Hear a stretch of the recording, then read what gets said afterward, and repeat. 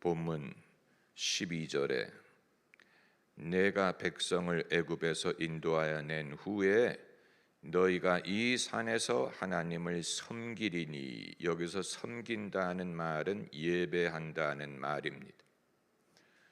하나님께서 당신의 백성을 건지시고 이 모든 일을 행하신 우선적인 목적은 그들을 애굽에서 건지기 위한 것이고, 건짐을 받은 후에 그들이 하나님을 예배하게 될 것이다. 우리는 하나님을 예배하는 것을 우선순위로 삼으실 것 같은데, 그것은 주님이 두 번째 우선순위로 미루시고 먼저 할 일이 애굽인의 학대로부터 내 백성을 건지는 일이다.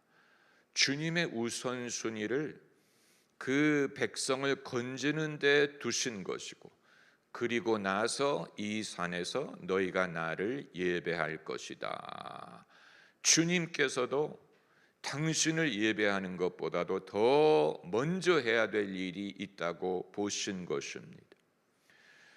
누가 하나님이 당신 중심적이라고 말합니까? 하나님이 당신을 위해, 당신의 영광만을 위해 때로는 우리를 이용하시고 당신의 영광을 위해 당신의 백성이 희생을 감당하게 하실 것이다 라고 생각을 하는 사람은 성경이 증언하는 하나님을 알지 못하는 것입니다. 하나님이 당연히 영광을 받으시고 예배를 받으시기에 합당하신 분이지만 그것을 첫 우선순위로 요구하지 않고 그것보다도 더 다급한 일, 더 중요하게 여기시는 일이 있었어요. 그것은 학대받는 백성을 건지는 일. 왜냐하면 하도 그들이 오랫동안 고생을 한 것을 아시기 때문에. 여러분, 인간의 고난을 하나님이 모르시리라고 우리가 생각할 수 없습니다. 이것은 신앙에 대하여 생각하는 사람이라면 평생 마음속에 두고 씨름해야 되는 부분입니다. 과연 하나님께서 인간을 얼마만큼 권념하시는가, 얼마만큼 생각을 하시는가. 하나님이 사랑이라는 것을 우리가 명제적으로 믿어요. 성경이 그렇게 말하고 있고 또 우리도 그것이 합리적이라고 생각이 되기 때문에 하나님은 당연히 우리를 사랑하시지, 당연히 그렇다고 인정합니다. 그러나 그것이 구체적으로 어떤 식으로 증명될 것인가에 대해서는 우리는 확신하지 못합니다.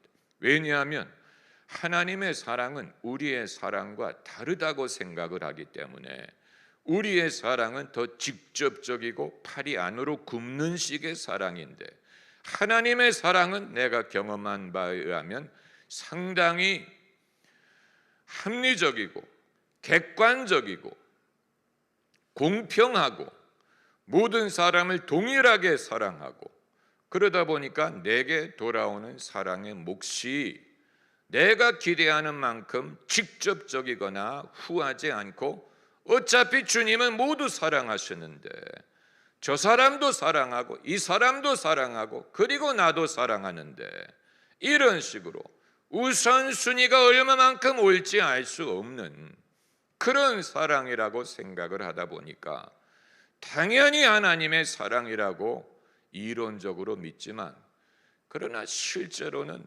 그 사랑이 내게 얼마만큼 직접적인 혜택을 줄까는 알지 못하는 경우가 많습니다. 부모의 사랑과 다르고 또 친구의 사랑과도 좀 다를 것이라고 생각을 하지 않습니까? 그렇기 때문에 하나님의 사랑은 성경 말씀을 통해서 믿는 것뿐만이 아니고 경험을 통해서 성경 말씀에 너희가 하나님의 선하심과 인자하심을 맛보아 알지어다, 직접 경험하지 않으면 알 수 없는 부분이 있는 것입니다. 이것은 우리가 평생 씨름하는 부분입니다. 과연 얼만큼 나를 사랑하실까? 과연 나를 얼만큼 위하시나, 과연 내 인생에 하나님의 역사가 어떤 식으로 언제 나타날까, 우리가 평생 생각하는 부분이 아닙니까? 그렇지 않다면 주님과 동행하는 사람이 아닐 것입니다. 이스라엘 백성이 애굽에서 400년 동안 종살이를 했어요. 그 기간 내내 이스라엘 백성이라고 부르지는 않았을 것입니다. 애초에는 야곱의 가족으로 시작했습니다. 야곱의 시족이었죠. 소수의 사람이었는데 400년이 지나는 동안에 엄청나게 번성을 하고 그리고 지파별로 발전하게 되었죠. 애굽에 내려갈 때는 야곱의 12아들로 시작한 것인데 400년이 지나면서 그 12아들이 12지파를 이루게 되고 민족이란 말을 처음으로 쓰게 되었어요. 백성이라고 부르게 된 것입니다. 그들이 애굽에 있는 동안에 언제부터 이러한 민족의 사상을 갖게 되었는지는 알 수 없습니다. 아마 출애굽할 때 비로소 그것을 알게 됐을 수도 있습니다. 왜냐하면 이들을 하나로 묶는 중심점이 애매했기 때문에, 우리가 같이 노예라는 사실이 우리를 하나로 묶는 것인지, 우리의 조상이 아브라함이라는 사실이 우리를 하나로 묶는 것인지 약간 불분명했죠. 그러나 출애굽을 할 때 여호와 하나님을 믿는 믿음이 이들을 하나로 묶는 역할을 해서 신앙을 통해 민족의 의식을 갖게 되었으리라고 보는 것입니다. 신앙을 공유하는 사람들이 같은 민족이 된 것을 유월절 사건을 통해 아주 시각적으로 분명하게 깨닫게 하셨죠. 유월절에 양을 잡아서 그 피를 각 집의 인방과 문설주에 바르고 그 집에 들어가 있으면 애굽의 장자를 치실 때 그 집을 보존하셨기 때문에 이 피를 믿고 피를 바른 집에 들어가 있는 백성이 하나님의 백성으로 구별이 된 것입니다. 이 사건을 통해 하나님의 백성이 누군가를 분명하게 시각적으로 보여주신 것입니다. 구원을 얻는 백성은 하나님의 백성이고 멸망을 받는 백성은 그렇지 않다는 것을 유월절 사건을 통해 그들이 깨닫게 되고 그것이 그들을 하나로 묶었을 것입니다. 우리가 이 고통을 같이 겪고 같은 역사를 공유한 민족인 것뿐만이 아니고 하나님이 우리에게 긍휼을 베풀어서 당신의 팔을 내밀어 우리를 건지시는 것을 같이 경험하였다. 전우회와 같은 것인데 이것은 신앙이 곁들여졌기 때문에 피보다도 더 진한 그런 이 하나로 묶는 것이 되었을 것이 아닙니까? 그런데 이제 이것을 경험한 사람들이 우리가 성경을 읽을 때도 한 가지 의문이 떠오르지 않습니까? 400년 동안은 왜 하나님이 그렇게 침묵하시다가 모세 때에 비로소 이 일을 착수하셨을까? 400년 동안은 하나님이 안 계신 것 같고 계시더라도 멀리 계신 것 같고 침묵하셨는데 벼랑간 모세를 부르시더니 갑자기 그들의 삶에 개입하기 시작하신 것입니다. 그러니까 침묵하실 때가 있고 개입하실 때가 있고 조용하실 때가 있고 매일같이 말씀하실 때가 있더라는 것입니다. 아마도 사람이 기독교인이 되기 이전과 이후를 이런 식으로 비교할 수 있을 것입니다. 사람이 예수님을 믿기 이전에는 하나님의 백성이 아니었던 게 아니에요. 그때도 하나님의 택함을 받았어요. 왜냐하면 성경에 만세전에 예정하셨다고 했기 때문에 우리가 아직 믿지 않은 것뿐이지 하나님의 예정에는 이미 포함되어 있는 거예요. 믿도록 이미 포함되어 있었어요. 그런 의미에서 사람이 기독교인이 되기 전과 이후가 애굽의 이스라엘 백성이 모세가 그들을 건졌을 때 이전과 이후로 나누는 것과 비슷하지 않았을까? 하나님이 계시지만 우리가 그것을 알지 못하고 경험하지 못하고 하나님이 멀리 계시는 것 같다가 기독교인이 된 후에 그때부터는 성령이 우리 안에 거하시고 성경 말씀을 통해 우리에게 말씀하시고 당신의 뜻을 우리에게 알려주시고 우리가 교회를 출석하기 시작하고 기도하기 시작하고 예배를 드리고 하나님과 동행하는 것을 믿고 날마다 우리를 인도하시는 것을 경험하게 되었으니 이전과 이후를 비교하면 엄청난 차이가 있는 것입니다. 이전에는 하나님이 계시는지 안 계시는지도 몰랐고 계시더라도 멀리 계시는 줄로 알았는데 이제 우리의 삶에 개입을 하시니 참견을 하시니 이전에는 하나님이 멀리 계시다고 불평했고 이제는 너무 참견하신다고 불편할 수도 있는 것입니다. 이제는 하나님이 어디 계시느냐라고 물었는데 이제는 이런 것까지 참견하시느냐라고 불편하게 생각할 수도 있지요. 그럼에도 불구하고 이 히브리인의 경험으로 봤을 때 왜 400년 동안은 침묵하셨다가 벼랑간 모세 때에 그들의 삶에 들어오셨느냐 하는 것은 정당한 신학적인 질문이고 우리 자신이 그런 질문을 합니다. 그렇지 않습니까? 여러분은 예수 믿기 이전의 삶을 얼마만큼 기억하십니까? 그걸 때로는 기억할 필요가 있어요. 만일 예수님 믿기 이전에 우리의 마음 상태를 적어놓은 글이 남아있다든가 일기가 남아있다든가 그 당시에 우리의 세계관과 인생관을 적어놓은 것이 있다면 그것을 통해 그때와 지금을 비교할 수 있을 텐데 사람들은 기억력이 짧기 때문에 그때를 거의 기억하지 못하고 기억하지 못하게 되면 비교하는 것이 불가능해요. 이전과 이후를 비교하기가 어려워요. 비교를 못하기 때문에 내가 지금 얼마만큼 은혜를 입고 사는지를 실감하지 못하는, 얼마만큼 감사할 이유가 있는지를 실감하지 못하는 것. 비교가 안 되기 때문에 이전을 기억하지 못해.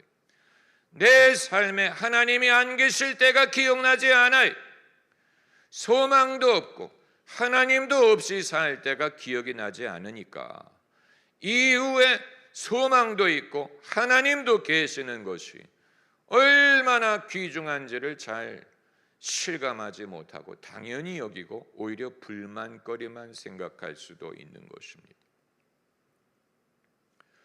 제가 기독교인이 되기 이전에 어렸을 때지요. 중고등학교 시절. 그때도 잘 살았던 것 같아요. 제가 기독교인이 아니었다고 더 나쁜 사람이었던 것 같지 않고 더 불행한 삶을 살았던 것 같지 않습니다. 아직 어렸기 때문에 별로 인생에 대해서 깊이 생각할 기회가 없었겠죠. 저희 부모님이 예수님을 믿기 이전에 몇 년 동안 주재원으로 홍콩에서 사신 적이 있었는데 저희 어머님의 얘기를 들어보면 어느 크리스마스 이브에 마음이 하도 갈급해서 두 분이 교회를 찾으셨다 그래요. 교회가 눈에 보이면 들어가려고 했을 것입니다. 그런데 교회를 찾았는데 가봤더니 예배당 문이 잠겨져 있고 아무 프로그램이 없어서 그냥 집에 돌아왔다. 만일 그날 예배당에 갔을 때 교회에 예배가 있었다면 참석하고 은혜를 받았을 텐데 크리스마스 이브에 갈급함을 느끼지만 들어갈 예배당이 없었기 때문에 돌아온 적이 있었다. 저희 부모님, 저희 어머님에게는 예수님 믿기 이전에 영적인 갈급함을 느끼실 때가 있었던 것 같습니다. 항상 느낀 건 아니에요. 가끔 어떤 특별한 때에 그것이 부각될 때가 있었던 것으로 보이는데, 저는 예수님을 믿기 전에 중학교 2학년 때였으리라고 생각을 하는데, 부모님이 홍콩에 가 계시는 동안에 친구분 댁에 하숙을 하고 있었는데, 그해 여름에 여의도 광장에서 빌리그레암 목사님 전도 집회가 열렸죠. 그 전도 집회 실황을 KBS가 저녁에 늦게 방송을 한 적이 있습니다. 녹화해서 방송을 한 것입니다. 흑백 TV였죠, 그때는. 근데 제가 그날 우연히 TV를 시청하고 있었는데 그 하숙집에 형하고 단둘이 TV를 시청하다가 빌리그레암 집회의 실황을 처음부터 끝까지 볼 수가 있었어요. 아마 다른 사람들이 함께 있었다면 채널을 돌렸을 수도 있고, 그리고 정중하게 시청하지 못했을 수도 있었는데, 단둘이 있다 보니까 조용히 처음부터 끝까지 시청을 할 수가 있었어요. 제가 그때 받은 인상은 빌리그레암 목사님의 말씀이 다 옳다는 사실. 저에게는 기독교인의 모임을 처음 본 것입니다. 진짜 믿는 기독교인의 그 간절한 예배 실황을 처음 본 것인데, 저의 인상은 하나님이 계시는데 내가 몰랐어, 이런 게 아니고, 저 사람들의 저런 집회에 나도 갔으면 좋았을 걸, 이것도 아니고, 내가 몰랐던 세계를 저렇게 누가 강력하게 말을 해주니 깨달아진다라는 것이었어요. 누군가가 저렇게 효과적으로 강력하게 말하는 것을 들으니까 내가 몰랐던 세계가 깨달아지는 것 같다. 그 느낌이 버스가 제 앞에 와서 멈춘 것 같았어요. 그리고 문이 열리고 제가 당연히 그 버스를 승차해야 되는 것 같은 느낌이었어요. 아마 그 프로를 시청하기 전까지는 버스를 내가 기다리고 있다는 사실도 몰랐을 거예요. 그런데 빌리그레암 목사님의 설교를 듣는데 내 앞에 버스가 와서 서는 것 같았어요. 그리고 문이 열리고 당연히 그 버스를 타야 될 때가 온 것 같은, 여러분, 사람마다 신비의 세계를 접하는 반응이 다를 수 있지요. 모든 사람이 정당한 방법으로 반응하는 것 같지는 않아요. 하우스 오브 스피릿이라는 영화가 있어. 메릴 스트립이 주연으로 나오는 영화인데, 메릴 스트립에게는 예지의 능력이 있어요. 어렸을 때부터 앞날을 내다볼 수 있는 능력이 있어요. 그런데 이제 사람들이 그것을 알고 어떻게 반응하느냐 하는 것을 말씀드리고자 하는 것입니다. 누군가가 눈에 안 보이는 세상을 보고 깨달을 수 있는 능력이 있다면 아마 정당한 반응은 정말로 그런 세상이 있구나, 그것이 진짜구나, 내가 바르게 살고 신앙을 가져야 되겠구나, 이것이 아마 정당한 반응일 거예요. 그러나 그 영화에서는 이 어린 소녀가, 메릴 스트립이 아직 한 초등학교 1학년 정도의 어린 소녀였는데 예지의 능력이 있다는 것을 알고는 어른들이 그 방 앞에 줄을 서서 기다리는, 미래를 점쳐달라고. 그래서 내가 뭐 사업에 실패를 하고 뭐 지금 돈이 뭐 궁하고 그런데 내가 어떻게 하면 좋으냐 뭐 이런 고민을 와서 상담을 하는 거예요. 어른들이 예지의 능력이 있는 소녀 앞에. 신비의 세계, 눈에 보이지 않는 세상을 접할 때 모든 사람이 다 올바른 믿음과 경건함으로 그것을 대하는 것이 아니고 이런 식으로 내가 어떻게 하면 이것을 이용해서 내 인생의 어떤 소원을 이루고 문제를 해결할 수 있을까를 위주로 생각을 하는 것입니다. 아마 기독교 신앙에 대해서도 비슷하게 생각하는 사람들이 많을 거예요. 내가 고민이 있고 문제가 있는데 교회 가서 기도받으면 어떤 문제가 해결되지 않을까? 예언 기도를, 안수 기도를 받으면 뭔가 해결책을 얻을 수 있지 않을까?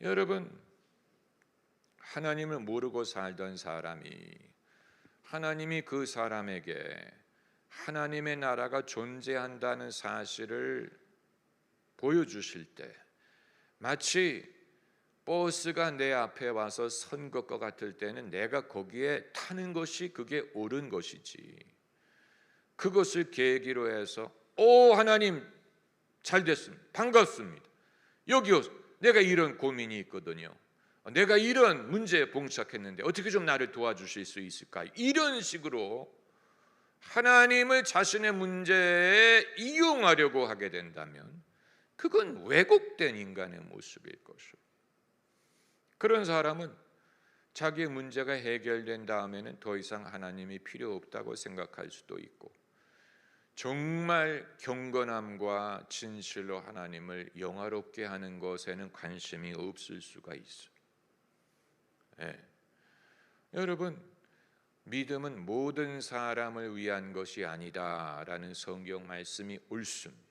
모든 사람이 하나님 나라가 계시다는 것을 느낄 때 올바른 믿음으로 반응하는 것이 아니라는 얘기예요. 내가 이제 버스가 탈 때가 됐구나, 내가 이제 하나님 나라에 합류할 때가 되었구나, 나는 이제 신앙인이 되어야 하겠구나 라고 깨닫는 것이 정상이고 그것이 바른 것이고 옳은 것인데, 그게 아니고 잘됐다, 내가 이걸 이용해 가지고 마침 내가 이런 곤궁한 게 있었는데 어떻게 좀 도움을 받아볼까. 여러분, 그건 똑같은 신앙을 요행, 또 어떤 자신의 욕구를 채우기 위한 도구로 사용하는 것이면, 너희가 구하여도 얻지 못함은 정욕으로 쓰려고 잘못 구하는 것이 되고 마는 것입니다. 우리 모두가 이 모든 일에 대하여 하나님이 모세에게 나타나신 사건, 얼마나 위대한 사건이고 그것이 성경에 기록이 되었기에 우리가 그것을 읽고 하나님을 알고 하나님의 하시는 일을 알 수가 있게 된 것입니다. 할렐루야. 기도하십시다. 존귀 영광 모든 권세 주님 홀로 받으소서. 멸시천대 십자가는 제가 지고 가오리니 이름 없이 빛도 없이 감사하며 섬기리다. 이름 없이 빛도 없이 감사하며 섬기리오. 할렐루야.